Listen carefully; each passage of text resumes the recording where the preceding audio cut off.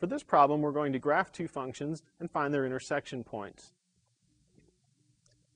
Given that f of x equals x squared plus 3x and g of x equals 5x plus 3, we're going to solve the equation f of x equals g of x.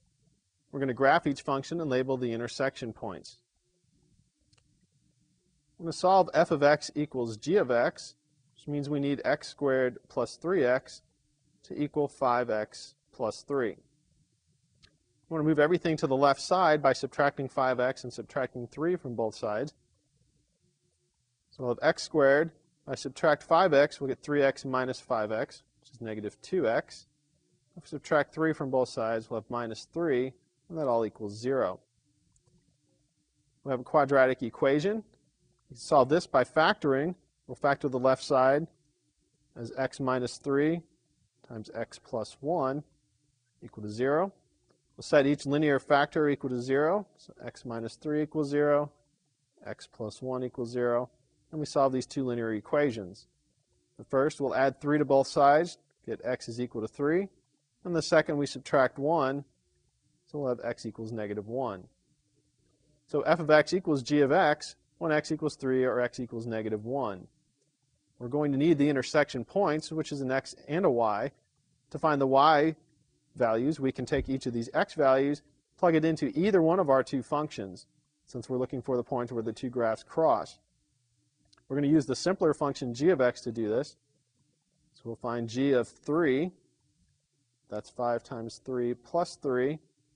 This gives us 15 plus 3, which is 18. And g of negative 1 is 5 times negative 1 plus 3, which is negative 5 plus 3, or negative 2. So the intersection points will be 3, 18, and negative 1, negative 2. We should verify that these are the same points that we would get if we had used f of x. And we could try one of the points just to show that this is actually the case by letting x equal negative 1 in f of x. We'd have negative 1 squared, which is positive 1. 3 times negative 1 is negative 3, and 1 minus 3 is negative 2. So that point checks. And we could also check this point 3, 18 as well. I'm going to go ahead and graph each function now. We're going to graph f of x equals x squared plus 3x, and g of x equals 5x plus 3. To graph the function, we could do this by plotting points, pick some values for x, plug them into the function, and get points on our graph, and then connect the dots. For f of x, we might pick values, say negative 5. If we put in negative 5, f of x is equal to 10. If we put in negative 3, f of x is equal to 0. If we put in 0, f of x is equal to 0. And if we put in, let's say, positive 3, f of x will be 18. We can go ahead and plot these points. 1, 2, 3, 4, 5. At negative 5, we look at our scale. The scale on the y-axis is by 3s. So we need to be careful when we go up to 10.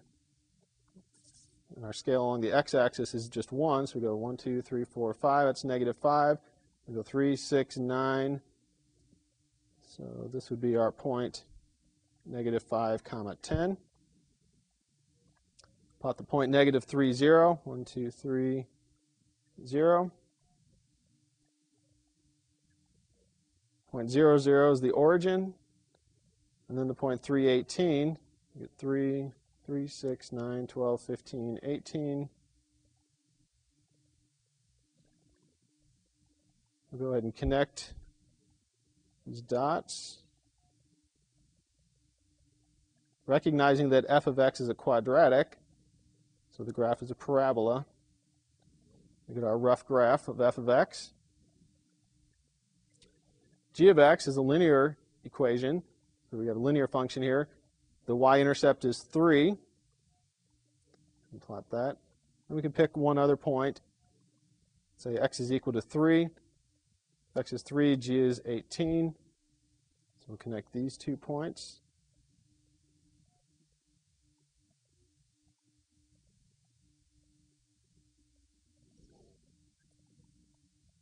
And that's the graph of g of x.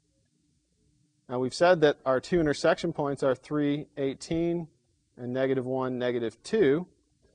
We have the point 3, 18 marked already. That's one intersection point. The other intersection points negative 1, negative 2, which would be around here.